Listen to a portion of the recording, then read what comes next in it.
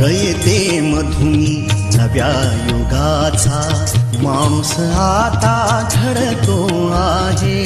वटवृक्षाच्या विशालतेचा मोहन भाला पडतो आहे.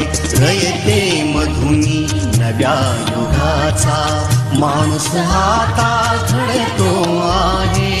वटवृक्षाच्या विशालतेचा मोहन भाला पडतो आहे. रयते मधुनी नव्या युगाचा.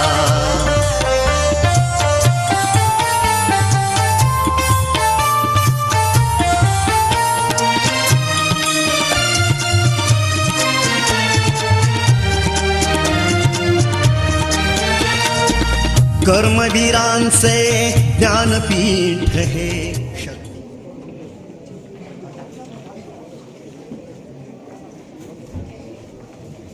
रयत शिक्षण संस्थेचे संस्थापक आदरणीय पद्मभूषण कर्मवीर डॉक्टर भाऊराव पाटील व रयत माऊली सौभाग्यवती लक्ष्मीबाई भाऊराव पाटील यांच्या प्रतिमेस अभिवादन करून हा नाट्यप्रयोग इथे सादर होणार आहे.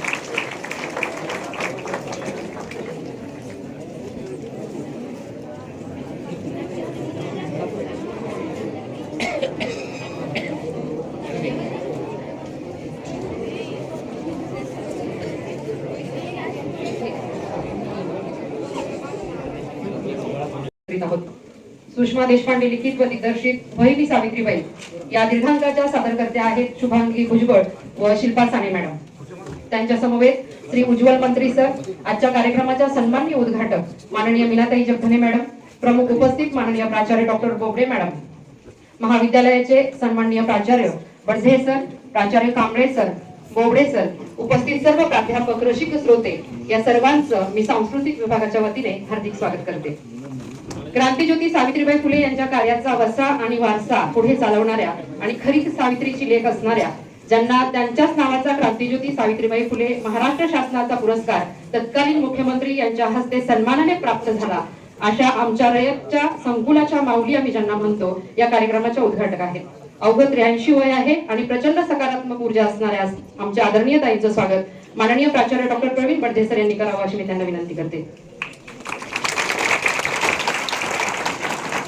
या दीर्घांकाच्या सादरकर्त्या, चित्रपट मालिका नाट्यप्रयोग आकाशवाणीमध्ये अनेक वर्षाचा अनुभव असणाऱ्या, नाट्यशास्त्र पदवी प्राप्त आणि 200हून अधिक नाटकांचे प्रयोग करणाऱ्या, झी नाट्यगौरव सर्वोत्कृष्ट अभिनेत्री पुरस्कार प्राप्त माननीय शुभांगी भुजबळ मॅडम यांचे स्वागत आदरणीय ताईंनी करावे अशी मी त्यांना विनंती करते. नाटक, चित्रपट मालिकांमध्ये काम करणाऱ्या, आकाशवाणीच्या अनाउन्सर व अनेक दिव्यांग मुलांसाठी नाट्य कार्यशाळा घेणाऱ्या, झी नाट्यगौरव सर्वोत्कृष्ट अभिनेत्री पुरस्कार प्राप्त माननीय शिल्पा साने मॅडम यांचे स्वागतही त्यांनी करावे.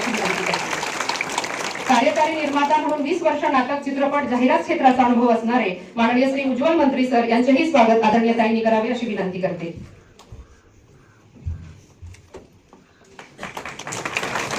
आजच्या कार्यक्रमाच्या प्रमुख अतिथी माननीय प्राचार्य डॉक्टर मंजुश्री बोबडे मॅडम, यशवंतराव चव्हाण महाविद्यालय पाचवड, एक उपक्रमशील अभ्यासू प्राचार्य आणि शैक्षणिक क्षेत्रात संशोधनात्मक कार्य करणाऱ्या रयत सेवक मॅडम, आपलेही स्वागत. मॅडमचे स्वागत त्यांनी करावे अशी विनंती करते. त्याचबरोबर उपस्थित बोबडे सरही इथे आहेत. माननीय प्राचार्य कांबळे सर यांना मी विनंती करते की त्यांनी त्यांचं स्वागत करावं.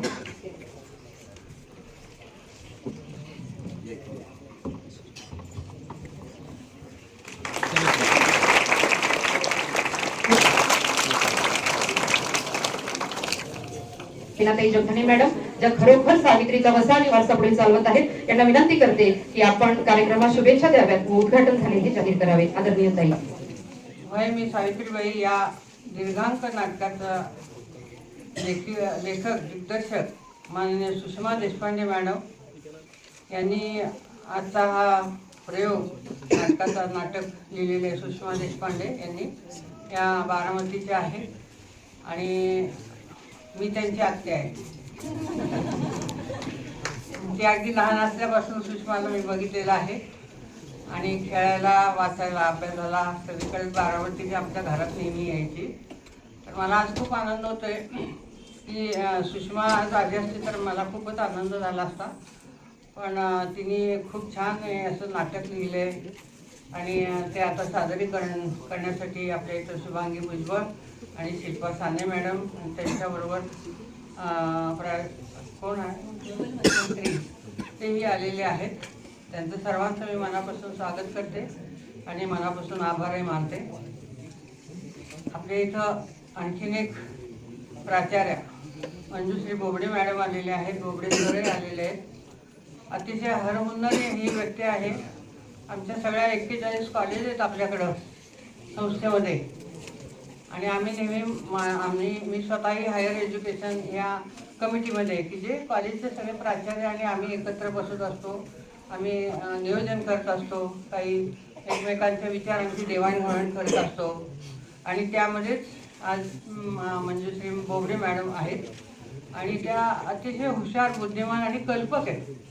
त्यांना सतत नाविन्याचा शोध घ्यायची सवय आहे आणि त्यामुळेच आजचा हा कार्यक्रम त्यांनी मला दिला होता. आम्ही परवा कर्जतला गेलो, साहित्य संमेलन होतं महिलांचं, तेव्हा त्या भेटल्या. मग आमचं नेहमी दोघींचं एकच वेळ की नवीन काय विद्यार्थ्यांना द्यायचं, नवीन काय द्यायचं, सारखं नुसतं अभ्यास आहे काय अभ्यास, त्याच्या व्यतिरिक्त आणखीन काय द्यायचं अशा गप्पा मारत असतानाच मग बोबडे मॅडमने मला 2-3 असे कार्यक्रम सुचवले आणि ते आपण तिन्ही घेणार आहोत. तर आजचा हा पहिला कार्यक्रम त्यांचे मनापासून आभार मानते.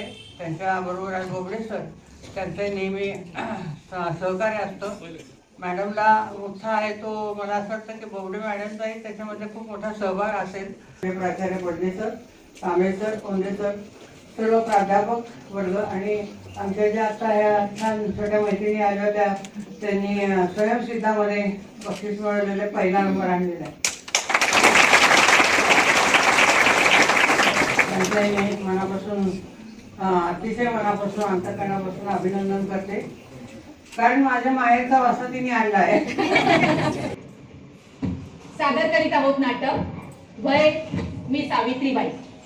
लेखन आणि दिग्दर्शन सुषमा देशपांडे. कलाकार शुभांगी भुजबळ, शिल्पा साने. नाटकाचा कालावधी साधारण 1.5 तास. सादर करीत आहोत सुषमा देशपांडे लिखित दिग्दर्शित नाटक वय मी सावित्रीबाई. नमस्कार, मी शिल्पा. मी सुद्धा तुमच्याशी बोलायला आले, सावित्री म्हणूनच. आज बघा, म्हणजे इतके गुरफाटले का ते माझं झालं हे उलगडलं नाही. आता बघा, मी जन्माला आली ती नायगावात. नायगाव सातारा जिल्ह्याच्या ठिकाणी खंडाळा म्हणून तालुका आहे. त्यातलं आपलं खेड. जेमतेम माणसं गावात राहणार, पण तेव्हा माणसाला माणूस ओळखायचा. आणि त्यात मी तर काय नेवसे पाटलांची थोरली.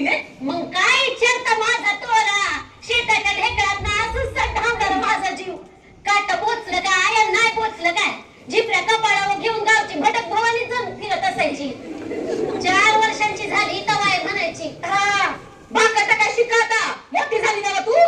पण माझं ध्यान तवा पिठात पाणी कालवण्याहून मातीत पाणी टाकून चिखल करण्यावरच असायचा. आई लय कावायची, हातात दिसल ते घेऊन माग धावायची. कार्टे आता लगेच जायचं ना तुझं.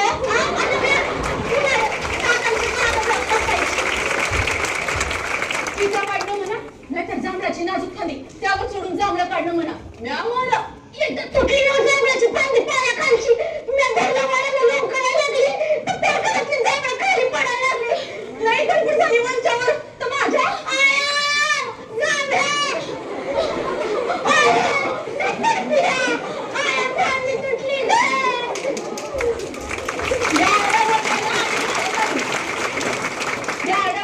धावत आली. दादांना बोलवलं. बघा परतपली तिचं म्हणत माझं लोक कळणार ध्यान धावलं. दादा हसायचं लागलं. दादाने खाली काढली मला, पण आई बडबड करत राहिली, लई बडबड करत राहिली. हवं लगीन करायचं तिचं, मोडलं हाडच झाली. हा पिपी लागली तू कोण कोण करत तिला. अवं माझं वयची माझं पोरीची जात आहे. आई ते खरं, पण जांभूळ खाकी आहे. असं मी आईला म्हणलं आणि धावत सुटली बाहेर. पण तवर दादांनी विचार केला होता तर पोरीचं लगीन करायचं म्हणून, आणि पुण्याच्या फुलांच्या मुलाशी माझं लगीन ठरवलं. आता आम्हाला काय ठाव ते शेजी कसं आहे ते प्रश्न पडला त्याने चिचव चढता येतं का नाही हिरीत पावता येतं का नाही राज्याला आकाशातल्या ताऱ्या वगैरे आवडतात का नाही कारण ते म्हणून शाळा शिकणार मुक वाचणार पण काय बी म्हणा लगीन करायचं म्हणून माझ्या नाकाचा शेंडा कसा तुरतुरायला लागला होता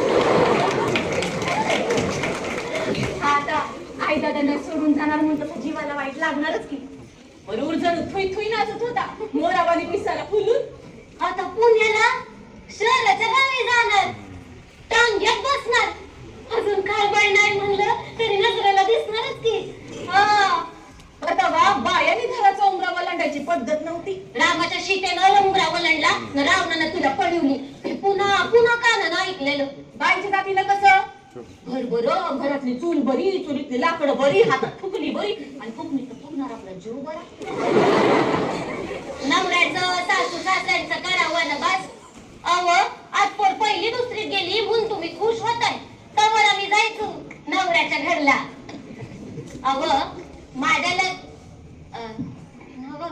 आमच्या लगीन घाईत ही माणसं जमलेली परकत फेडून माझं बुजगावलं लुगड्यात बसवलेलं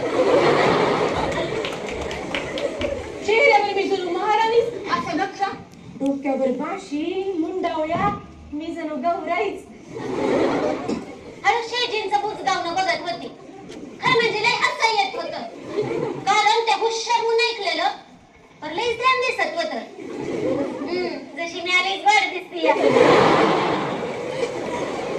तर लुगड्या शिरल्या की डाळी चावला की पटकन काय चाललंय लुगडं मी वाढता पिटलं आई कडकली अरे सावे अगं सांगते नव्हे पण आयो किडा चावतोय किडा चावला की गपातले जर समजा किडा आता सासरच्या माणसं मुली काय तमाशा मुद्दा करू नका समजा हे बघ पुरीची जात न बघ सहन करायला हवं पण मी नाही तर आमचं ते शेटजी मोर आलं म्हणा अहो तिला रागावू नका पोरगी असली म्हणून काय किडा तिला बी चावतोय असं बघ जा आज जाऊन बघा लुगड्यात काय शिरले ते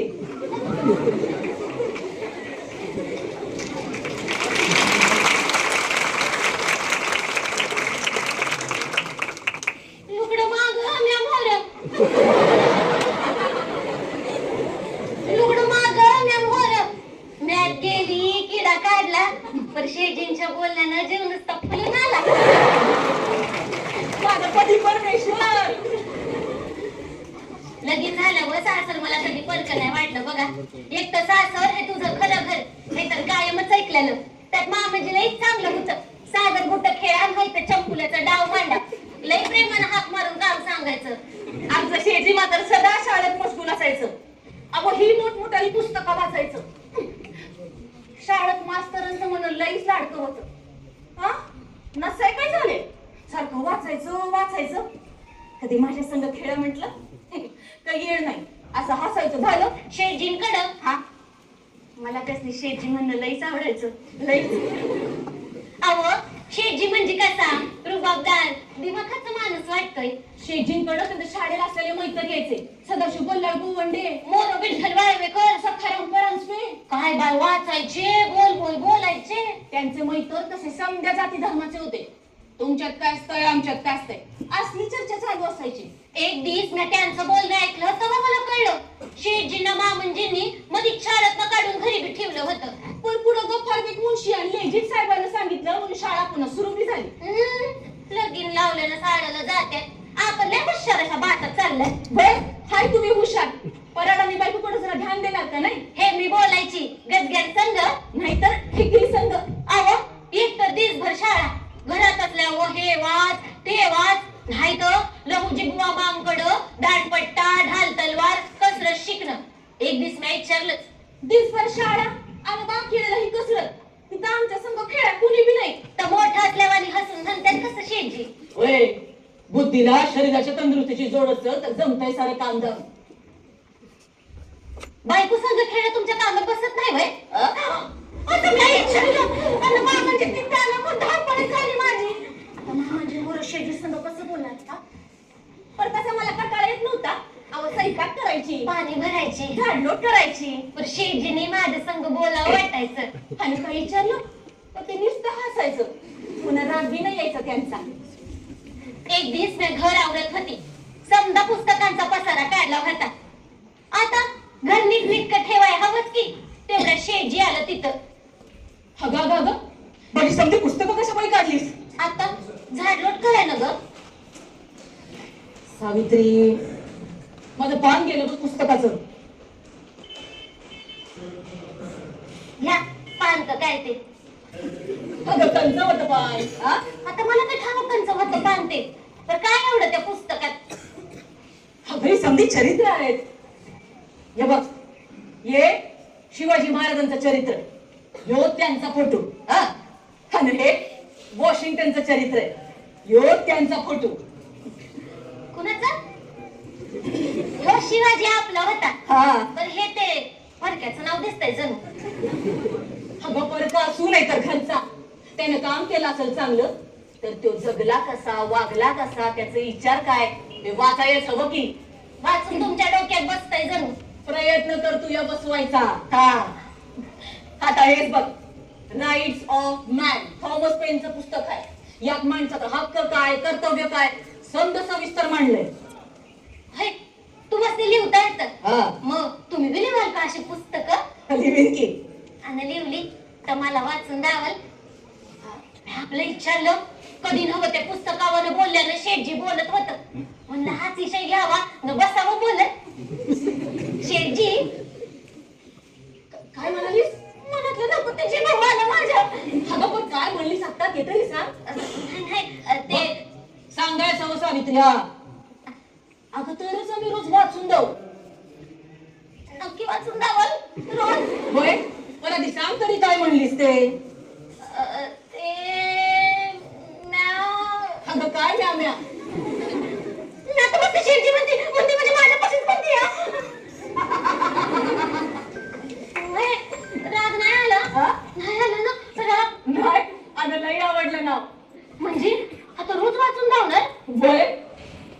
अगं शेठजी होय म्हटला मी गणपतीवरून, पण जीव निसता आतून हरपून गेला होता.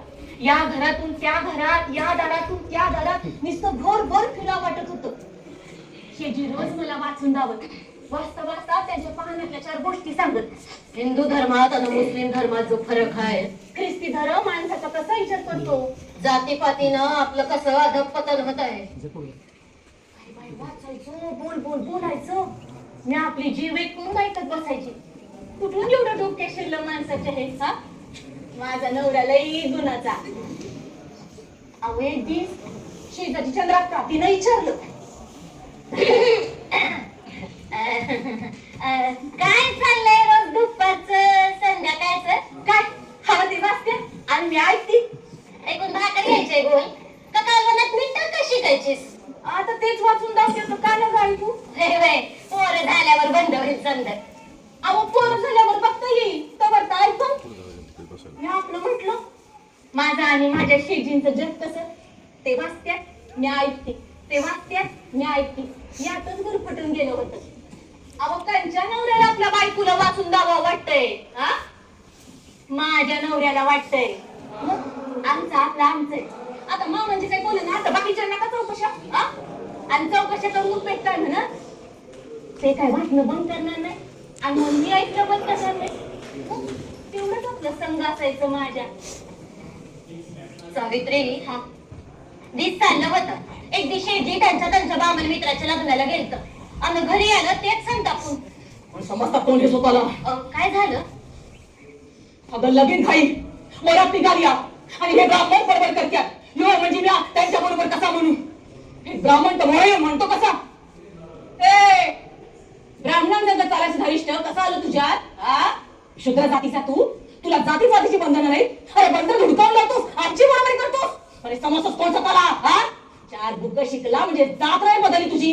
अरे इंग्रजी राजवट आली म्हणजे तुम्हाला बेताल मिळण्यास मुभा मिळाली असे नाही. तर हा काय ना असं बोला रस्त्यात. हवं मग तुम्ही काय म्हणला? अरे काय बोलणार तुला बोललो तर जातीपातीचं खूळ. हवं मग तुम्ही त्यांना समजावून सांगायचं. अरे काय सांगायचं सावित्री. तेवढ्यात दाराड बसलेलं म्हणजे मोर आलं म्हण, ज्योती आपण शूद्र जातीचे, अरे आपण त्यांच्या बरोबरीचे कसे होणार. अहो का नाही होणार बा. जे हाय ते मान बाबा. धार्मिक सामाजिक जीवनात ते आपल्या मोडत राहणार. तुला शिक्षा न करता हाकलून लावलं हे चुकतात समज. कुणाचे उपकार कुणी केले मी तुलावर? पेशवाई ते घडलं असतं ना तर बंडखोर म्हणून शिक्षा झाली असती तुला. झाली असती शिक्षा तर मी नाही ऐकून घ्यायचा. अरे तू कुणी बी आम्हाला आम्हाला काय बी बोलावं आणि आम्ही गप तुम्हाला ऐकून घ्यावं. अरे आमचं आम्हाला काय आहे की नाही? आम्ही भी माणसं नव्ह. ते लई चिडलं. मामूजी गप गुमान बाहेर निघून गेला. हवं तुम्ही थरथर कापताय. शांत व्हा. शांत हो सावित्री. अगं बाहेरच्या विला थडलं तर आम्ही समजवत्यात त्यांचंच खरं कसं म्हणून. हवं मामांजी तुमच्यामध्ये शिकलेलं नाही. वय पण काय होईल सहन नाही केलं तर हा? अगं जीवानीशी मरण नको मी. हवं असं नका बोलू. नाही बोल सावित्री. मी नाही सहन करणारे पण समोर येणाऱ्या गोष्टींच्या विरोधात तू तरी माझ्या संग उभी राहशील नको. वय वय राहील तर हे तुमची बायको हवं का? तुम्ही जे कराल ते मी करणारच.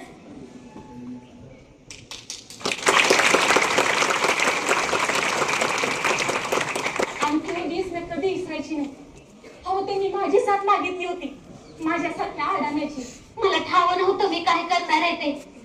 पण त्या रात्रीला त्यांना डोळ्यात साठवून डोळं निवलं. त्यांच्या जगण्याच्या धागोदोऱ्यात माझं धागोदोरं पुरतं येऊन गेलं होतं. हवं त्यांनी माझी साथ मागितली मला एवढं मोठे पण दिलं.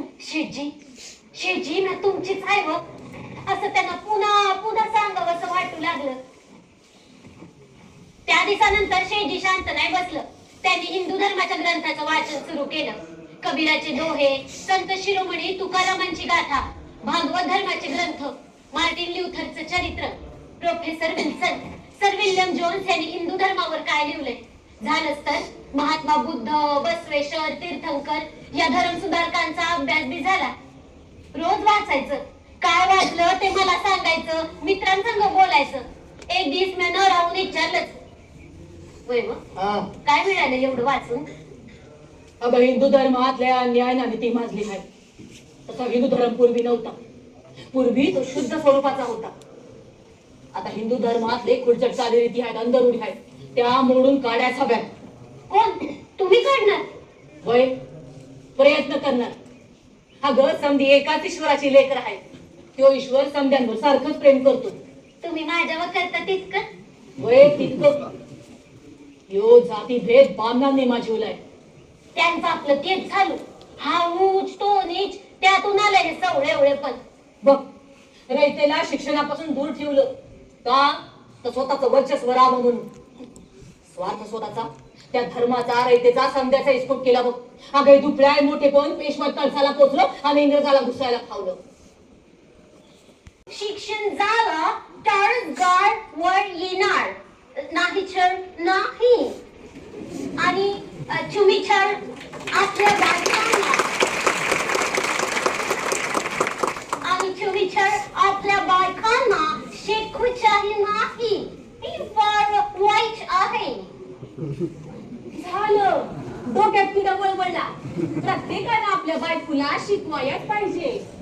त्या दिवशी शेठजी घरला आलं ते पाठी पुस्तक पेन्सिल घेऊन ना भांगड्या करून चूल आवडत होती.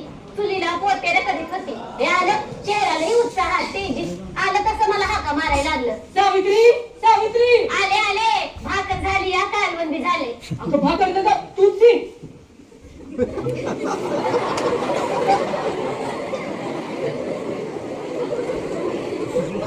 वया बघा वया वया आज काय झालंय रे शेठजींना?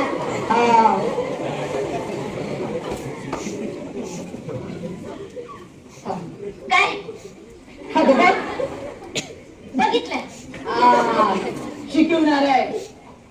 काय अगं लिवाया वाचाया. कुणाला? अगं तुला काय वय समजा काय मला वाचता येईल. तुम्ही वाचता तसं लिहता येईल. शेठजी ते हसत लागलं. त्याने पाठी घेतली आणि त्यावर लिहिलं शेटजी. आणि मला धर गिरी वाता. मला अजून चूर झाले. म्हणलं काय हो माझा नवरा तो म्हणा गिरी वाता. बघ क ख ग घ क ख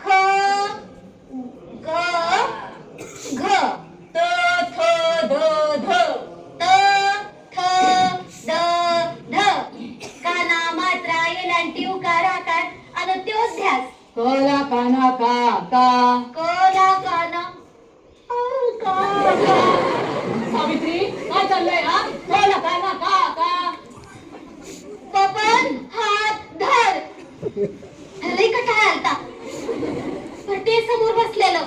म्हणलं शेठजी हात धरा. डोळा वाटताना ठेवतीये मुकाय.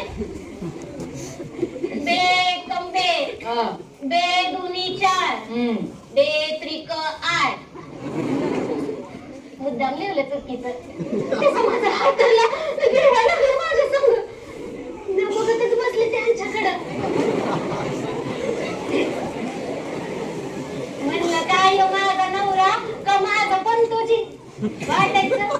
त्याने म्हणावं जाऊ ही आता हा दुखला असल तर म्हणायचं सावित्री हात दुखला तरी चालेल पण एवढं लिहून झालंच पाहिजे.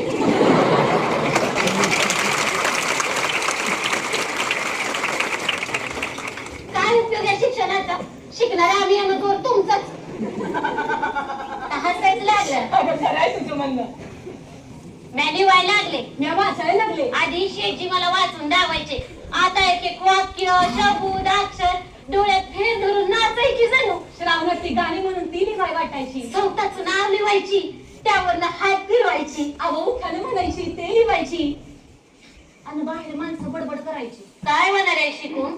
आली मोठी बामणाच्या पोटची. पण मी लिहायची वाचायची. आधी लिहून वाचून झालं का त्यांच्या प्रेमाचा शब्द मिळायचा म्हणून. पण हळूहळू गोडीच लागली लिहायची वाचायची. अहो काही दिवस गेलं आणि मामांजी त्यासनी म्हंटल ज्योती आधीच आपल्याला शिकायची परवानगी नाही आणि तू सावित्रीला शिकवतोस. हवा हवती मी माणूसच आहे ना व. होय पण बाई माणसांना शिकण्याचा अधिकार नाही पोरा. शिकून बाया चंचल होत्यात, दुष्ट होत्यात, अविचारी होत्यात. हा बा सावित्री शिकून द्यावी की समजा खोटं आहे म्हणून. पण शिकून बाईच्या पंधरात वैधव्य येतंय. हा बघू कसं येतं येते.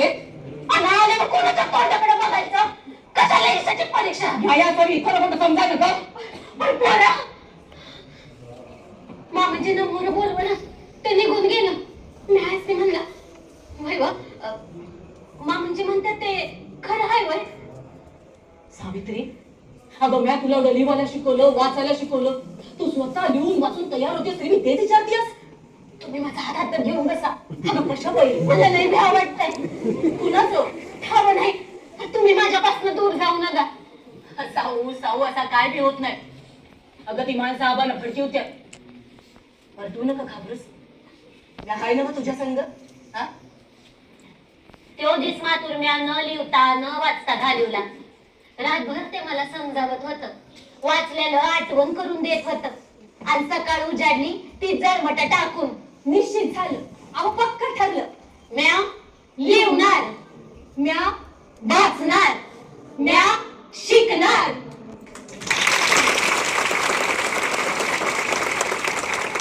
एक का दोन घाबरला नव्हता तू. शाळा सोडली की त्यानं. त्या दिवशी शेठजी घरला आलं तेच काय करावा चेना घेऊनच नुसता भिरभिर भिरभिर झालता जीव. इकडून तिकडं तिकडून इकडं इकडून तिकडं तिकडून इकडं. अहो मिळेल दुसरा पंतोजी. भाई मिळेल दुसरा पंतोजी. वय करतो शाळा बंद ठेवणं जमणार नाही. पण मनाचं एवढं पक्क पण कसं नसतं ह्या पंतोजींना. नसते की कसं मन पक्क. सहन करायला लागतंय समजा. सावित्री वय तुझं मन हाय पक्क हाय घट. वय वय मी तुमची बायको नव्ह का. मग उद्यापासून तू चल शाळेत. कशा पाहिजे. अगं चार बुक वाचून दा तर ठरवते नाही काय नाही का अगं नाही तर तुला यायचं नाही होय शिकवायला. अहो नाही नाही असं वाक्य पूर्ण व्हायच्या आतच ते बाहेर गेलं होतं पवारकरांकडं.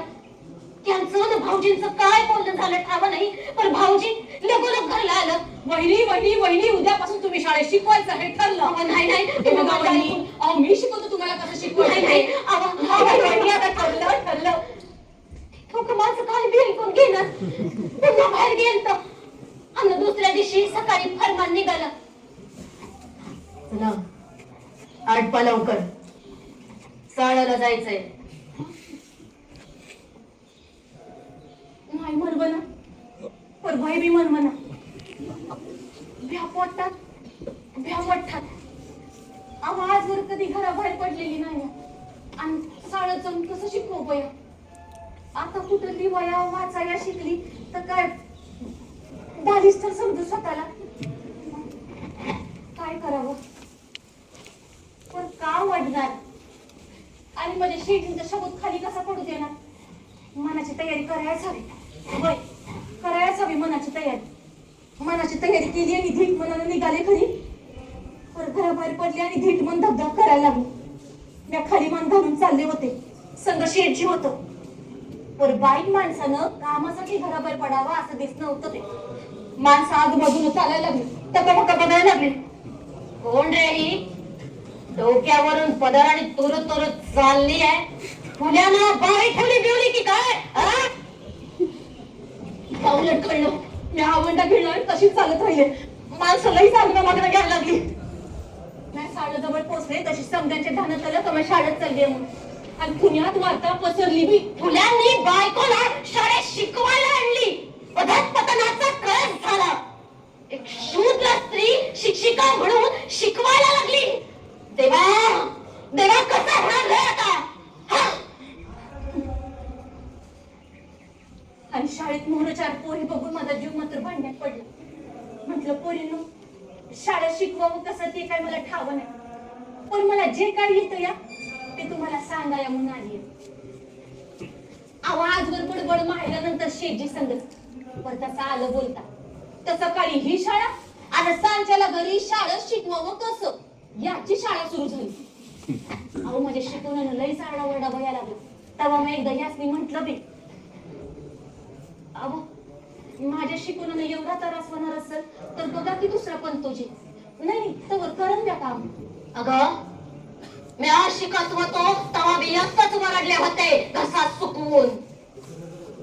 आणि बिन पैशाचा पंतोजी परवडणारा असतो काय.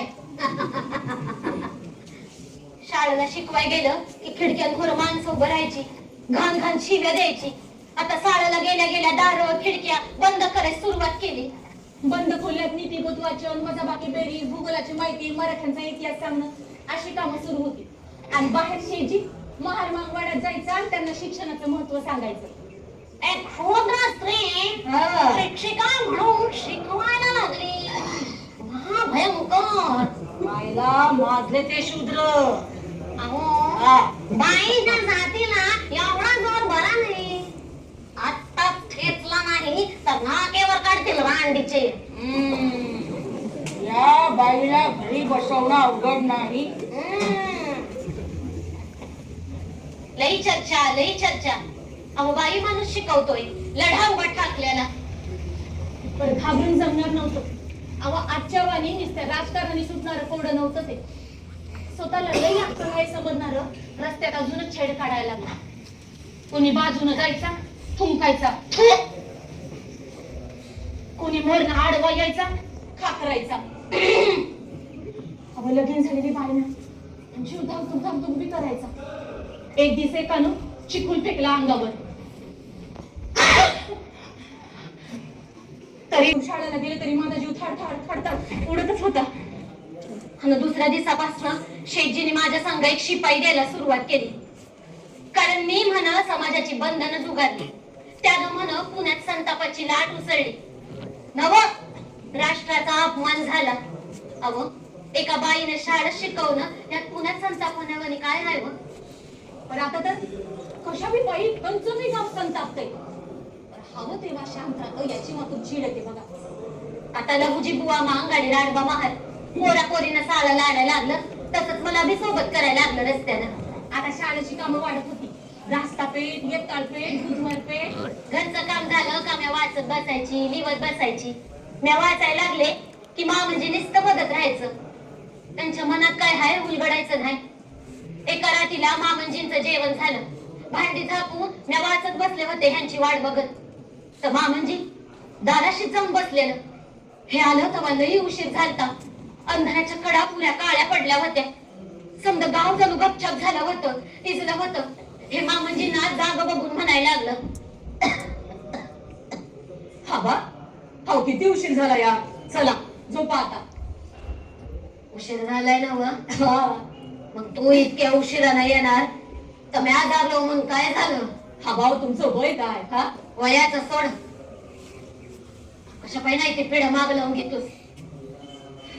विडा वय पिढा तुला साडत ना काढला होता तो घातला साळाला पुन्हा हे चुकलं तर काय माझं त्या घरात जन्माला येऊन तू शिकलास तो शिकलास पण सावित्रीला मी शिकवलंस हा भाऊ मी आज हे काम तू नका मला सांगू काय समाज जे करू नका म्हणतोय तेच तू करतोस का कशासाठी रोज बागत भेटाय आम्हाला माणसं येत्या आधी सरळ सीधी बोलायची मग दमबाजी करायला लागली आणि आता आता तर मारामारी वाढली भाषा बा कोण काय बोलले की सांगा नका काय करतो तमाशा वाढवून कसला तमाशा बा अहो मी आज हे काम करतोय तर धडाधडाचा समाज जागा होणार आहे होईल बाबा होईल पण माझ्या सुनाला कष्टपायी उमऱ्या बाहेर काढलंस काय झालं त्यानं सावित्री शिकली शिकवा लागली तर आम्ही बाकी बायला म्हणू शकतो अरे चल नावाने शिका डोकी वापरा मला कशासाठी वापरा डोकी ठेविल्यानंतर पैशाची राहावे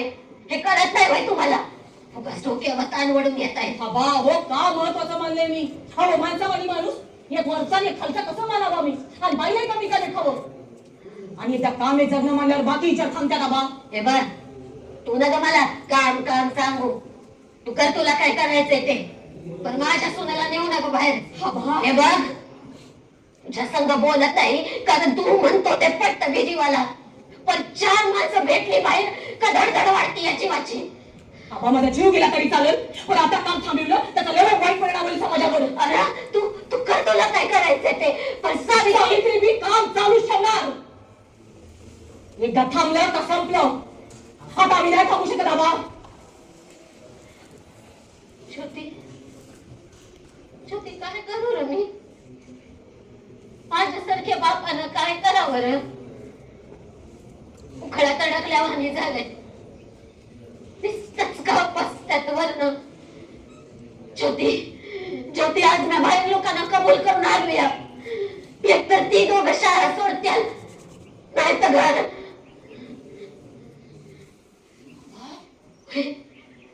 तुला कसं म्हणू घराबाहेर हो सावित्रीला मी असं कसं सांगू पण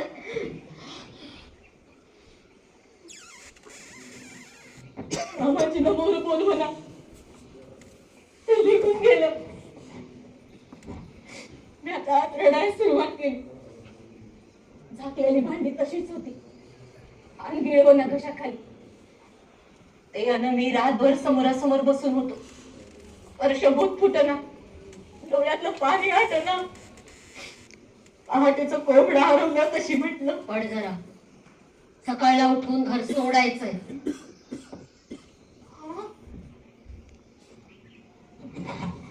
कसली बुजो सत्य सत्याशी मन केले ग्वाही मानलेले नाही बहुमता दिस उजाडला आवरूनच्या कापड घेऊन मामंजींच्या पायाशी मस्तक ठेवलं आणि हंबरडा फुटला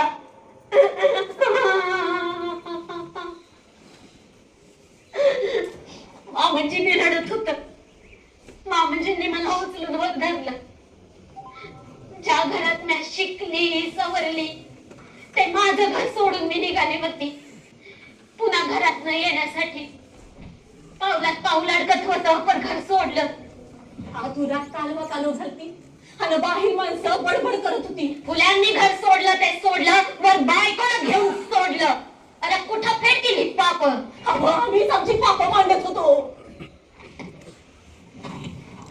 यांचे मैत्र आणि त्यांच्या बायका मातून आमच्या बरोबर उभ्या होत्या उस्मान भाई शेख आणि फातिमा शेख या बहीण भावानी काय दिस त्यांच्या घरात आम्हाला आसरा दिला माणसंच माणसांना मारते आता माणसंच माणसांना तारते आता तर काय आम्हीच आमचं आणि आमचीच काम आम्ही काही दिवसांनी आम्ही आमच्या घरात राहायला गेलो आमच्याच घरात चर्चा झडायला लागल्या कामं वाढायला लागली महारामंगाच्या पोरी बी शिकायला लागले पराज बी खेड्यात पोरी घरात फक्त भाकऱ्या थापताना पोरांना सांभाळताना दिसतात असं का होतं समद्याने शिकाय हवं तवाची एक गोष्ट आठवतीये त्या शाळेत पोरींना निबंध लिहायला सांगितला होता रखमा असं 13-14 वर्षाची अहो लिहून झालं तशी उठली आणि ठेठेट वाचायला लागली रखमा हा निबंधाचं नाव मी अन माझा धर्म बामण लोक म्हणतात वेद ही आमचीच मालमत्ता आहे आम्ही तिचं अवलोकन करणार. तर यावरनं असं उघड दिसतया की आम्हाला धर्म पुस्तकच नाही हाय. जर वेद ब्राह्मणांचा हाय तर वेद सांगतो त्या परमानं वागणं ह्यो बी त्यांचा धर्म हाय.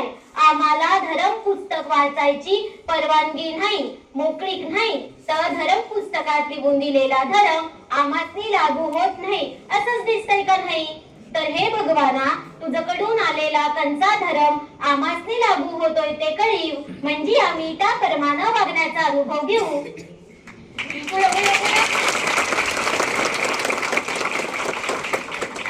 मी ऐकतच राहिली. एवढीशी पोरगी बोलत होती काय?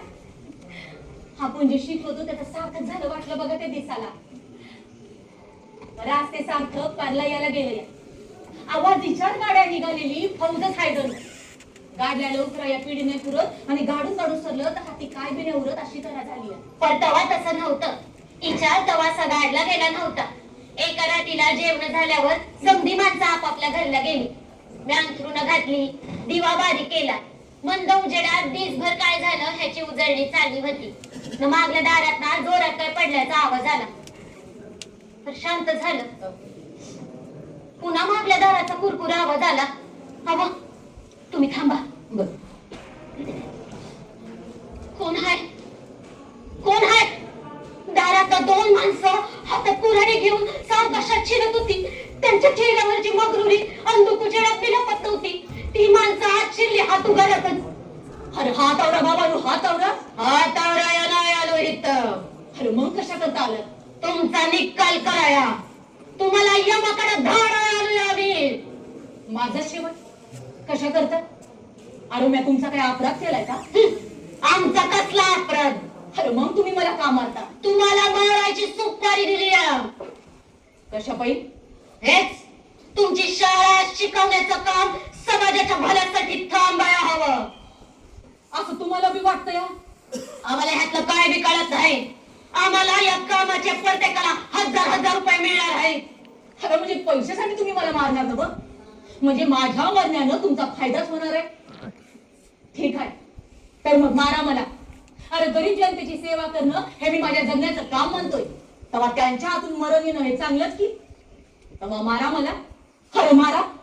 शांत मनानं शेठजी म्हणायला तयार झालत.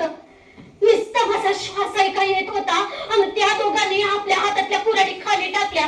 ह्यांच्या पायाशी ते धावलं. आम्ही नाही तुम्हाला मारणार, पण ज्यांनी तुम्हाला मारायला पाठवलं ना त्यांनाच वर पाठवतो बघा.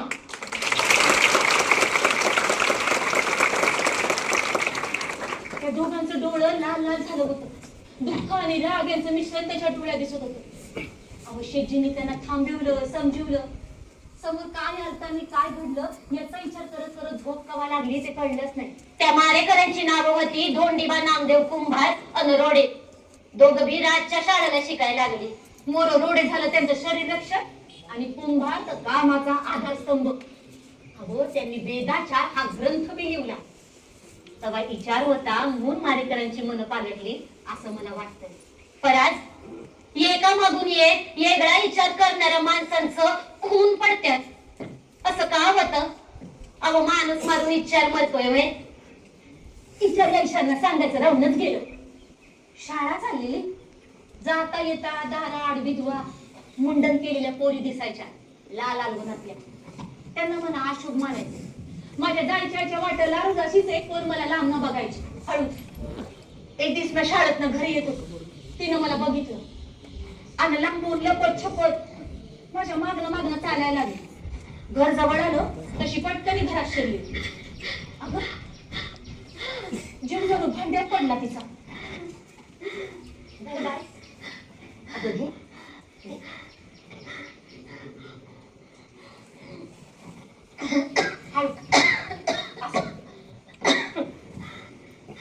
कोण बाई तू? कोणी का ना रोज पाहते तुला म्हणून म्हटलं म्हणून आले. बर काय झालं या? जीव वाटतोय जीवात. टाकू कुठे? करू काय? कधी गेला नवरा? 2 वर्ष झाली. हे पाप त्याच्या भावाचं. ना धड उजळ माथा ना धड.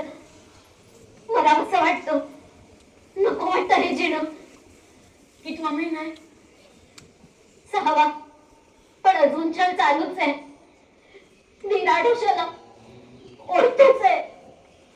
तू शिकली आली? कोण शिकवणार मला? सासूबाईंना काही सांगायला गेलं तर विधवाच दोषी. फुटकं कपाळ माझं.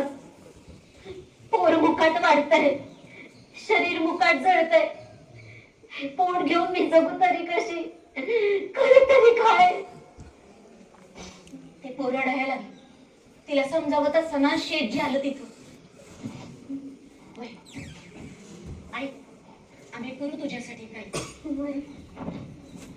अगं तिला समजावली आणि परत पाठवली. वैभव, हे असंच घडत असेल नेहमी? होय, घडतच असं. असं म्हटलं आणि शेठजी बाहेर गेलं मित्रांकडे. पुन्हा घरी आलं ते सुन्न होत. सावित्री, हा? काय खरं नाही भया पोरी बाळीचं. का हो? घरातले पुरुषच त्या पोरींचा भोग घेतात आणि वाढली पोटात पोर जन्माला घालून मारत्यात ते करंटे. काय हवं ती इवलीशी पोरं? होय, पाप बाहेर दिसू नयेत म्हणून कोवळ्या जीवाची हत्या करत्यात केलो. नाही, नका सांगू काय. अगं पोर काय कोणाचं पाप म्हणून जन्माला येतं? ते तर जन्माला येतं गपगुमान. लहान लहान पोरांचं मुडद्याचं ढीग जणू मला नजरेला दिसत होतं. सावित्री, आपण ह्या पोरींना बाळंत व्हायला इथं आणूया. अगं कोण लागेल आपल्या इथं? काय झालंय ना लावाया? आपलं पाप निस्तराया कोण उभं राहताय म्हणल्यावर मागल्या वाटतं नका बहिणा. हे करणं मानतील हे लोक. पण या कामासाठी पैका? पैका येतोय ग. मुशीचं दुकान हाय ना मळावी चाललंय. अजून नवं काम बघू. तुझं बिराज याशिवायचं काम वाढीव. अगं आणि शाळा? शाळा सांभाळायला शाळेची कार्यकारी समिती आहे. शाळा काय आपल्यावर अवलंबून हाय असं नाही. तेव्हा आपण आता नव्या कामाला लागायला पाहिजे. आणि बघता बघता ठरलं बालहत्या प्रतिबंध गृह सुरू करायचं. असा आश्रम सुरू केलाय हे समजायच्या ध्यानात हवं म्हणून शेठजीने जाहिराती छापून घेतल्या. वर मोठ्या अक्षरात लिहिलं, काळं पाणी टाळण्याचा उपाय.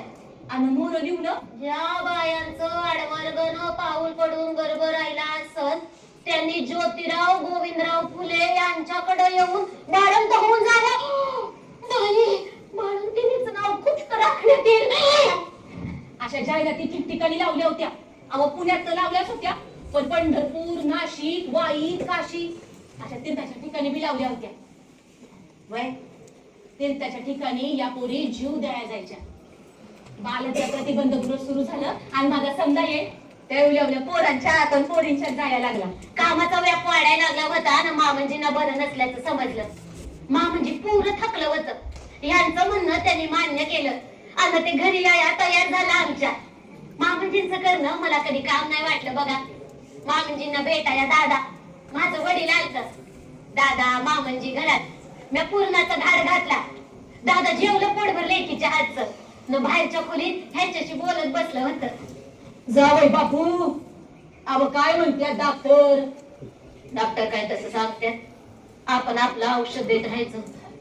बर, माझ्या एका म्हणण्याचा विचार करणार. वय करू की.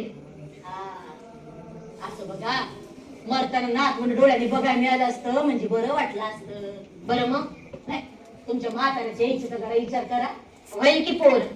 अव कवा होईल? आजवर नाही झालं इथनं मोर कवा होणार? नशिबात नसल तर नाही होणार. कसलं नशीब? वंशवाड्या पोरण ग. कसला वंश वाढवताय? बालहत्या प्रतिबंध गृहातली पोरं माझी आणि सावित्रीचीच आहेत. असं म्हणून तुमची होत्या ती पोरं. वय हत्याच नाही तर काय करावं म्हणा. अगं दुसरं लगीन करावं. दादा, हे तुम्ही बोलताय होय? असं माझी पोरवान तर तुम्हाला पोर नकोय का? दादा, माझ्या सावित्रीला वाज म्हणू नका. मग तिचा साथ पण कसा पाय करताय? मॅच नपुंसक नसल कशावरनं? आपण डॉक्टरकडे गेलो न डॉक्टर म्हणले खोट ज्योतिबातच आहे आणि सावित्री म्हणली मला मूल हवंय तर लावा तिचं दुसरं लगीन. होय बापू, काय बोलू नका. हवी नाही, खरं तेच बोलतोय. मी तिला सरत आणू शकतो तर ती मला संताप का नाही आणू शकत? नाही, हे बघा तिच्या आईचं मी तिच्या आईचं म्हणणं तुम्हाला विचारलं नाही तर अवगत सांगू नका. मूल हवं मग मी आणि सावित्री संग राहताय हे ध्यानात ठेवा. संग लगीन केलंय, तिला आपलं म्हणलंय आणि तिनं बी मला स्वीकारलंय. या घोडा मला बोलायला येऊ नका. म्या तुम्ही यो माझ्या लेखात नाही तर सत्यशोधक समितीचा प्रश्न आहे. हे लगीन होणार म्हणजे होणारच.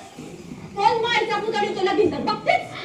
तिला आवाज फुटला किंवा समजा पुन्हा चर्चा लय पळापळ झाली, लपाछपी झाली आणि 25 डिसेंबर 1873 ला सत्यशोधक समाजातलं पहिलं लगीन लागलं.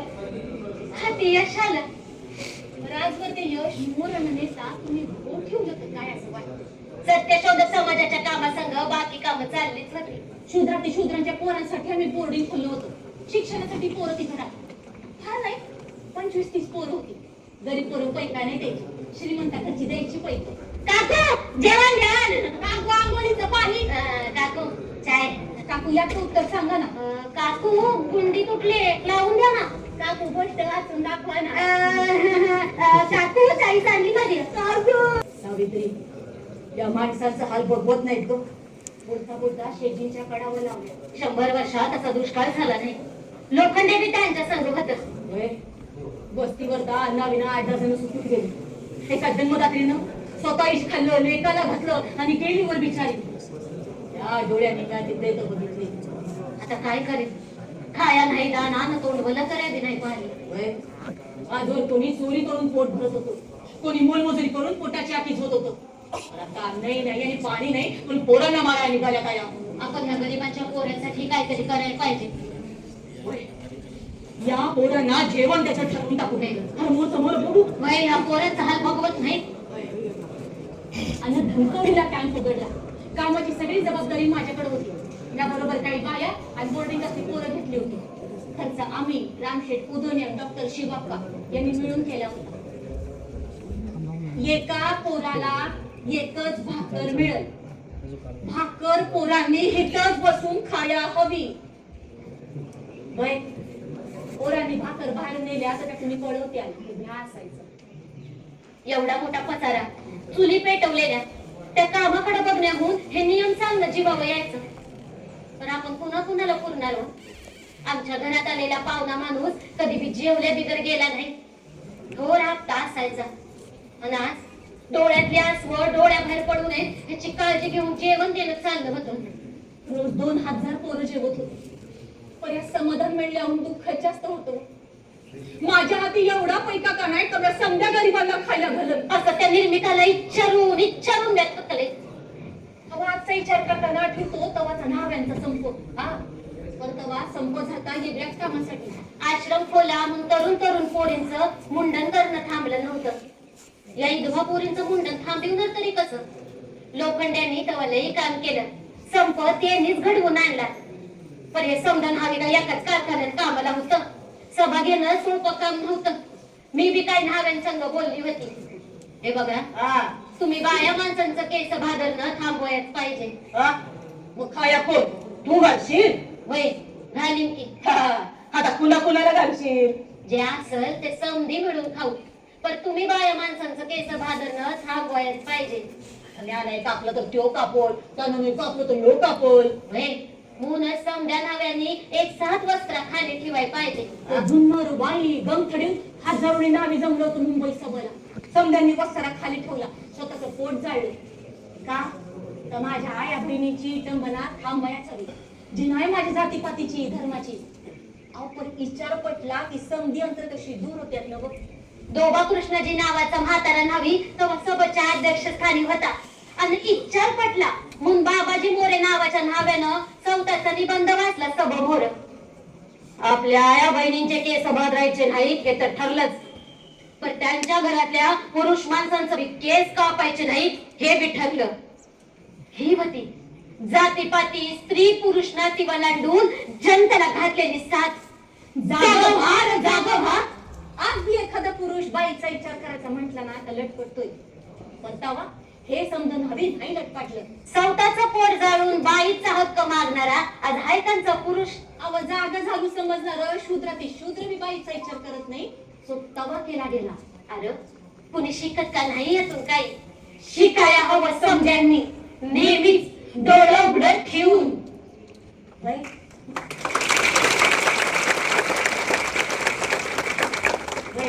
म्या मातून लय काय शिकले शेजींच्याकडे आणि एकीकडं यशवंताचं शिक्षण बी चाललं होतं. पण एक दिवस शाळेतनं घरी आला तो काय तो रडतच. हा? बस मी त्याला शांत करायला लागले तर म्हणा शाळेत रस्त्यात पोरं मला चिडवत्यात, भटाचा पोर माळ्यानं पडवलं म्हणत्यात. आज नवोदय म्हणारे आम्ही घरूनच चाललो होतो. पण मी आता लईच घाबरून गेली. यशवंता राधा बी बावरून गेली. डॉक्टर भोल्यानी लगोलग औषधं सुरू केली. रात्री शेजीनं झोप लागली मात्र माझा डोळा लागला. डॉक्टर भोल्यानी ससाने सांगत होतं औषधं चालू आहेत, सगळं नीट होईल, तुम्ही झोपा ना. पण कसं झोपावं? माझं धडधाकट शेजी असं पडणार कसं रमावं त्यांचं मन. आता शरीखान चालू आहे ते कसं जमणार आणि कामाशिवाय शेती जगणार तरी कसं? मरणाचं जगणं त्यांना जगावं लागू नये म्हणून मी त्या निर्मिकाला साथ घालत होते. निर्मिका खरं सांभाळ यांना. थोडं दिवस गेलं त्यांचं औषध पाणी नीट चालू होतं आणि त्यांचा उजवा हात चालला ना म्हणून त्यांनी ठरवलं डाव्या हाताने दिवस सुरुवात करायची. अगं मी काय म्हणते, मी आली वेन तुम्ही सांगा. हा तुला का तुझी कामं नाही, तू तुझं काम चालू ठेव, मी लिहतो माझं मी. आणि त्यांनी तशा अवस्थेत डाव्या हातानं अर्धवट राहिलेलं सार्वजनिक सत्यधर्म हे पुस्तक लिहून पुरं केलं. बाई माणसाची थोडी स्पष्ट करणारं हे पुस्तक आपण जायच्या आधी पुरं व्हायच हवं. हा एकच ध्यास त्यांना लागला होता जणू. थोडं दिवस गेलं ना शेजी मला अचानकच म्हणायला लागलं, सावित्री आजवर कमावलं ते कामातच घालवलं. कधी मधी माझ्या मागं तुमची चिंता लागून राहते मनाला. आणि पोटात धस झालं, बघू उद्याच उद्या. नाही मृत्यूपत्र करून ठेवायलाच हवं. सावित्री अगं आजवर आपण सत्याला सामोरे गेलो. मृत्यू हे धडधडीत सत्य नाकारून हाय चालायचं. होय पण मृत्यूच्या कल्पनेनं माझा जीव कावरा भावरा झालता. हे बघ फार पैका नसेल माग पण वाडा ये का मोर चालाय हवं. त्याचबरोबर माझं सगळं सोयरं गणगोताचं यशवंताला सुखानं नाही जगू द्यायचं. तेव्हा मृत्यूपत्र करायच हवं आणि व्यवहार म्हणून स्वीकारायला हवं. त्यात भावना अडकून नाही जमायचं. मृत्यूपत्र तयार झालं, त्यावर सह्या होऊन ते सीलबंदी झालं. आम्हा उभयतांचे पश्चात आमचा मुलगा यशवंत आमचे स्थावर जंगम होय तर सर्व मालमिळकतीचा मालक असून तो जाणता व सज्ञान झाल्यावर त्याजला केवळ तशी वहिवाट करून त्याने वंश परंपरेने सुखरूप उपभोग घेऊन मालकी करावी. आमचे मिळकतीवर आमचे भाऊबंद वगैरे कुणाचा वारसा हक्क नाही. आमचा मुलगा यशवंत अज्ञान आहे सबब मी व माझे कुटुंब सावित्री त्यास विद्या शिक्षण देत आहोत. त्याचे मुख्य कारण हेच की चिरंजीव यशवंताने ईश्वर प्रित्यर्थ सर्वतोपरी गांजलेले अज्ञानी दीन दुबळ्या शूद्रातिशूद्र बांधवास त्यांचे मानवी अधिकाराचे हक्क समजावून देऊन त्यांची धूर्त ठग मानवद्रोही आरवट ब्रह्माचे कचाट्यापासून सुटका करण्याचे कामी आपले आयुष्य आपले सर्वस्व खर्ची घालून चिरंजीव यशवंताने जन्माचे सार्थक करून घ्यावे. आम्हा उभयतांचे मृत्यूनंतर आम्हा उभयतांविषयीचे सर्व विधी सत्य समाजोक्त करावयास चिरंजीव यशवंतास मात्र अधिकार आहे. आतुर मातुर म्हणत होता, मृत्यूला असं सामोरं जायचं धैर्य शेजी माझ्यात तरी तुम्हीच दिलं. मृत्यूला असं सामोरं जायचं धैर्य शेजी माझ्यात तरी तुम्हीच दिलं. सत्यशोधक समाजाच्या पद्धती प्रमाणे विधी करण्यासाठी कायद्यानं मंजुरी दिली आणि शेजी जणू शांत झालं. आता शेजी नंतर पडून होत त्यांना ते सहनच नव्हतं. माणसासारखी भेटा येत होती. ताराबाई शिंदे आल्या, पंडिता रमाबाई आल्या, म्हणाल्या एक वेळ ज्योतिबा जन्माला येतील, सावित्री जन्माला येईल, पण दोघांच्या कामाची साथ केवळ आदर्श आहे. लोकहितवादी आले. आजवर झालेल्या चर्चा गेलेल्या संध्याकाळी त्यांना आठवतच नाही. अव तावा तावानं बोलणारं त्यांचं फुलं दिसतं हसत होत. त्यांना बघवं ना ते निघून गेले. वाळवेकर दूर कोपऱ्यात बसून होतं. सत्यशोधक समाजाची माणसं तर गावागावाहून आणली. मला तर काही बी कळत नव्हतं. यशवंता राधा कावडी बावडी इकडून तिकडं फिरत होती. मी मातून त्यांच्या जवळ बसून होते. तिथून उठवून काय घडणार आहे मनाची चलबिचल चालली होती आणि त्यांना बोलावंसं वाटत होतं. बोला बोला काय बोलायचंय ते. समजा बसलेल्या लोकांवर ना त्यांनी नजर फिरवली आणि बोलायला लागलं सावकाश. आता माझा शेवटचा वेळ जवळ आला आहे. माझ्या शेवटच्या वेळी तुम्हा सर्वांचं दर्शन झालं आणि तुम्ही सर्व सत्यशोधक समाजाचं काम पुढे चालवित आहात हे पाहून मला मृत्यू येतोय. मी आनंदानं त्याच्या स्वाधीन होतोय. शूद्राती शूद्रांना वर काढून त्यांची उन्नती करणं हे आता तुमच्या प्रयत्नांवर अवलंबून आहे. मला माझ्या आयुष्यात जे करावंसं वाटलंय ते करायचा मी प्रयत्न केलाय. त्या थोड्या यशानं माझं समाधान झालेलं नाही. ते काम तुम्ही पुरं करायला हवं. तुमच्या कामात अनेक विघ्न येतील, अडथळे येतील, त्यावेळेला डगमगू नका. सत्यावर पूर्ण विश्वास ठेवा, म्हणजे तो निर्मिक तुम्हाला खात्रीने यश देईल. आणि जगाच्या राहणगाड्याप्रमाणे मी गेलो म्हणून शोक करू नका. हर जगातली एक घटना आहे, पर चालू काळाशी झगडणं आपलं काम आहे. माणसं रडायला लागली. मी आसवा थांबवू शकत नव्हते. तात्या तात्या तात्या माणसं उसाचं टाकत होती. गजानन आमचा पुतण्या माझ्यापाशी आला आणि तोंड खूप सुंदर रडायला लागला. आता त्याला झोप लागत नव्हती, पण ते बोलत बी नव्हतं. मी गजाननाला शांत केलं. ते बघ, आतल्या खोलीत यशवंत बिरबिरा झाला आहे, त्याला समजायला जाया हवं. मग मी उठायला लागले. त्यांनी हात धरला. यशवंताला राधाला बोलू. यशवंत राधा धावलं. एकमेकांना सांभाळा, काम सांभाळा. सावित्री बरं त्यांना बोलव ना. समजायला खुना करून सांगायला लागले. रडू नका म्हणून त्यांनीच खून केली. अखंड म्हणा. निर्मिते निर्मिले मानव पवित्र. कमी जास्त सूत्र बुद्धीमध्ये. पिढी जाता बुद्धी नाही सर्वांमध्ये. शोध करा आधी पुरतेपणी. अखंड चालू होता. नाही इकडे यात्रा संपली. समजा हल्लकल्लोळ झाला.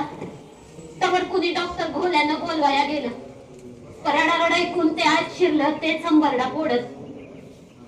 यशवंता राधा गजानन एकमेकांना बिलगून त्यांच्याकडे बघत होते. ज्या देहात जीव आता गेलता त्यांच्या महायात्रेची तयारी सुरू झाली.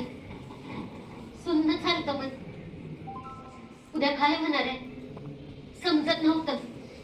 त्यांना न्यायची वेळ झाली आणि बाबा भाऊजीनं महात्मा भाऊजी मंदी आडवा आलं. ज्योतिबा आमचा भाऊ बनवतो, त्याला त्यांच्या शवाला खांदा आम्ही देणार. तसं चालणार नाही. तात्यांनी तसं न होऊ देण्याबद्दल बजावलंय. डॉक्टर घोले शांतपणानं म्हणाल. असं कसं? खांदा आम्ही देणार, टिटवा आम्ही पकडणार, अग्नी बी आम्हीच देणार.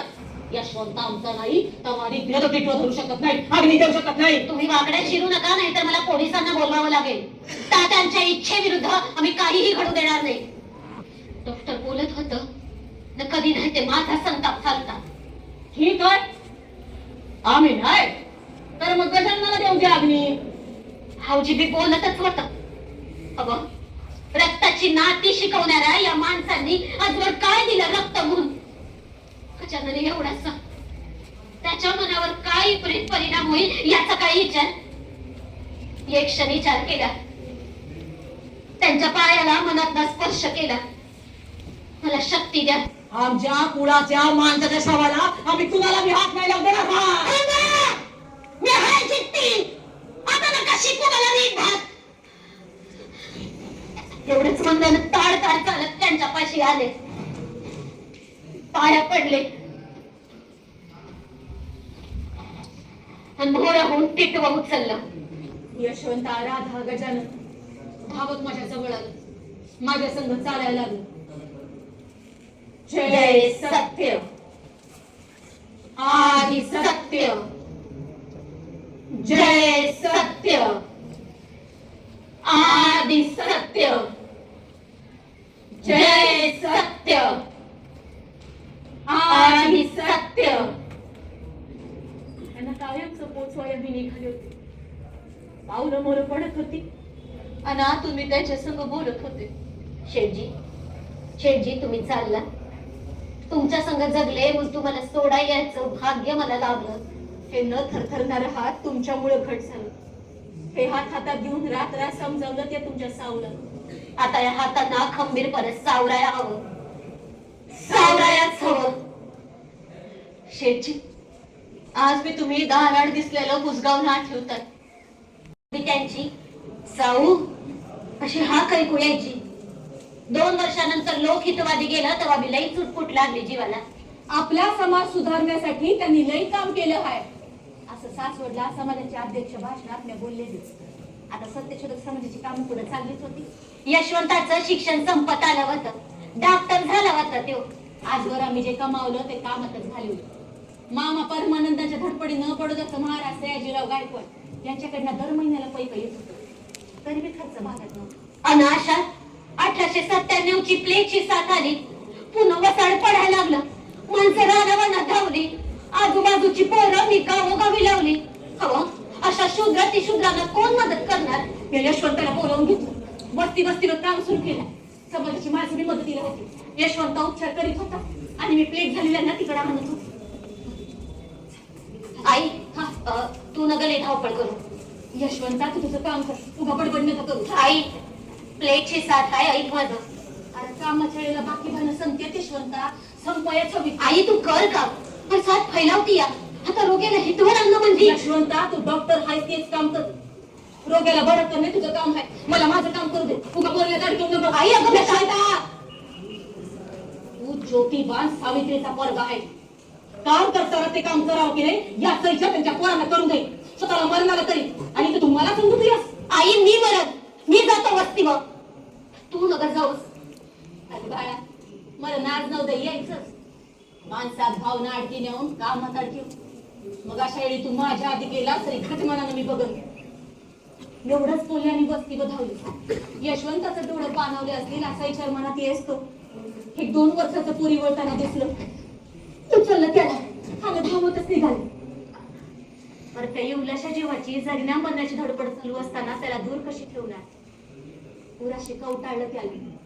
म्हटलं मरण आलं पोराला तर ते तरी उभेत यावं. पोर गेलं आणि मला प्लेगची लागण झाली. यात्रा संपली.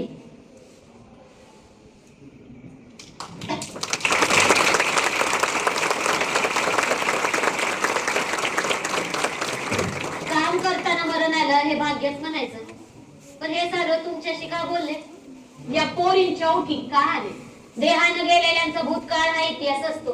अवदेहानं गेलेल्याचा भूतकाळ हा इतिहास असतो. त्यांनी केलेलं काम माणसाला विश्वास देतो. त्यांनी केलेलं काम माणसाला विश्वास देतो. विचार माणसाला जागवतो. विचार माणसाला जागवतो. हे पुन्हा पुन्हा सांगणं. अहो हेच पुन्हा पुन्हा सांगणं. पर पुन्हा पुन्हा तेच बोलू.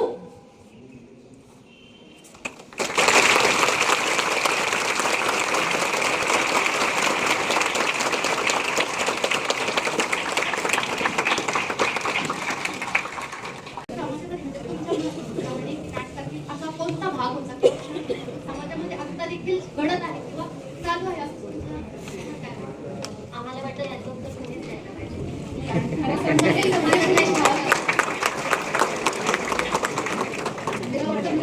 आमच्या देखील वर्गातल्या 50% मुलींची लवकर लग्न होतं. त्यांचं शिक्षण चालू आहे, पण भरपूर अशा मुली त्यांचं शिक्षण त्यांची डिरेक्टली बंद करून टाकते.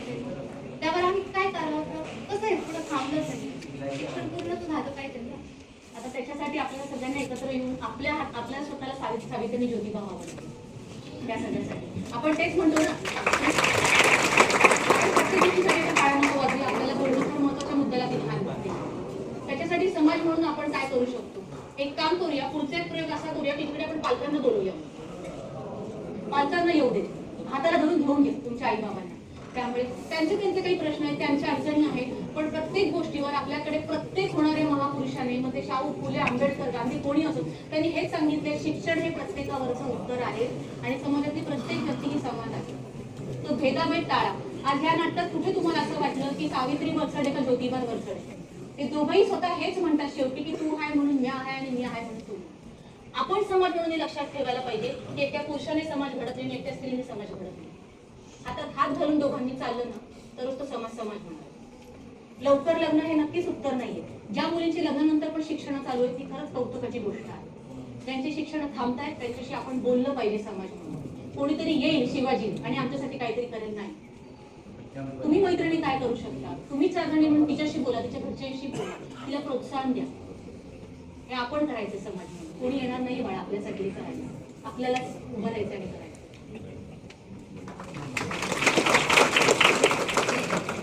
तुमचं हे नाटक बसवण्यासाठी तुम्हाला म्हणजे एवढं हे कसं काय झालं? कारण यशवंत, राधा आणि खूप सारे कॅरेक्टर्स होते याच्यामध्ये आणि तुम्ही दोघींनीच ते पेलवले आणि हे केले, की तुम्हाला आयडिया कशी मिळाली दोघींनी?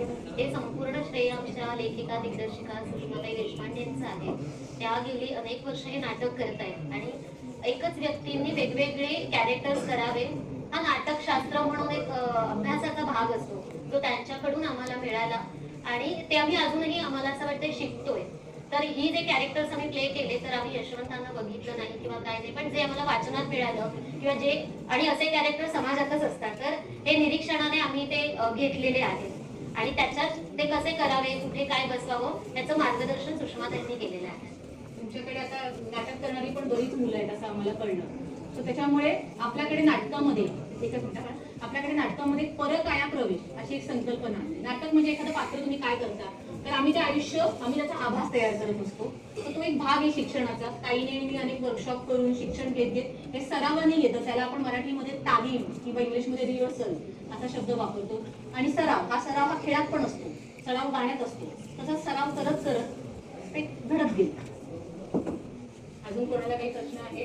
मुलांपैकी पण विचारा, फक्त मुलींनीच विचारलं पाहिजे. का मॅडम तुम्ही मुलींना प्रश्न आहेत का असं म्हटलं? नाही, मुलांना सुद्धा खूप प्रश्न असतात आमच्या. काही मुलं खरंच मन लावून ऐकत होती. आणि फक्त प्रश्नच नाही, तुम्हाला अनुभव पडतो. नाटकातले मी म्हटलं तसं की नाटकातले काही प्रसंग आजही दिसतात. तर तसा काही अनुभव तुमच्या घरात तुमच्या बाजूला ऐकला असेल तो अनुभव पण तुम्ही शेअर करू शकता किंवा नाटकातल्या एखाद्या प्रसंगावरून तुम्हाला काय वाटतं तेही तुम्ही बोलू शकता. डोळे भरून येत होते, काय समाज होता आणि काय लोक वागत होते. जात समाज धर्म पंथ हे अतिशय वाईट तऱ्हेने त्याचं सर्व जीवन अतिशय उद्ध्वस्त करण्याचे प्रयत्न केले. पण तरी सुद्धा सावित्रीबाई आणि फुले हे दोघंही ठामपणे उभे राहिले आणि समाजासाठी खूप चांगलं डोळसपणे काम केलं. किती संघर्ष झाला, किती त्रास झाला, पण त्या दोघींनी अतिशय उत्तम तऱ्हेने इथं सादर केलं. त्यांचे मी मनापासून आभार मानते. मला एक सांगायला आनंद होईल की मी खूप भाग्यवान आम्ही भावंड समजतो, कारण माझे आई वडील सत्यशोधक समाजाचं काम करत होते आणि स्वातंत्र्याच्या पूर्वी त्या काळात की जेव्हा मातंग समाजाच्या मुलांना ते उन्हाळीवरून पाणी देत होते, त्या सामाजिक जीवनामध्ये त्या अशा परिस्थितीत माझ्या आई वडिलांनी मातंग समाजाचा मुलगा सांभाळलेला होता आणि तो पाणी भरत होता आमच्याकडे की जे पाण्याला स्पर्श करायचं नाही असं म्हणायचे. त्या काळात माझ्या आईवडिलांनी मातंग समाजाची पूर्ण फॅमिली सांभाळली होती आणि शेवटपर्यंत त्याच्या मुलाचंही शिक्षण केलं, त्यांना अगदी मृत्यू येईपर्यंत सांभाळलं, घर दिलं, शिक्षण दिलं आणि त्याचं आयुष्यभर आम्ही पाणी प्यायलो. तर असंही त्याच्यामुळे मी म्हणते की मी खूप भाग्यवान आहे. माझे आई वडील तसे सत्यशोधक समाजाप्रमाणे काम कृती करत होते. तर खूपच छान प्रयोग झाला. पुन्हा पुन्हा व्हायला पाहिजे. दुपारी शाळेतल्या मुला मुलींसाठी तो कार्यक्रम आहे. खूप अंतःकरणापासून तुम्हाला धन्यवाद देते आणि थांबते. सावित्री या दिवसांच्या लेखन आणि दिग्दर्शक सुषमा देशपांडे मॅडम, सादरकर्त्या शुभांगी भुजबळ, शिल्पा साने मॅडम, मंत्री सर, आजच्या कार्यक्रमाचे उद्घाटक अध्यक्ष माननीय मीनाताई जगधने मॅडम, प्रमुख उपस्थिती माननीय doctor Manjushri Bobde madam, Bobde sir, इथे उपस्थित महाविद्यालयाचे सन्माननीय प्राचार्य Badadhe sir, Kamble sir, design कॉलेजचे अतिशय सुंदर अनुभव ज्यांनी सांगितला ते Sayyad sir, doctor Dalvi sir, Shelke sir, उपस्थित सर्व प्राध्यापक आणि सर्व विद्यार्थी आणि नॉन टीचिंग स्टाफ सर्वांचे मनापासून आभार व्यक्त करते. आणि बरोबर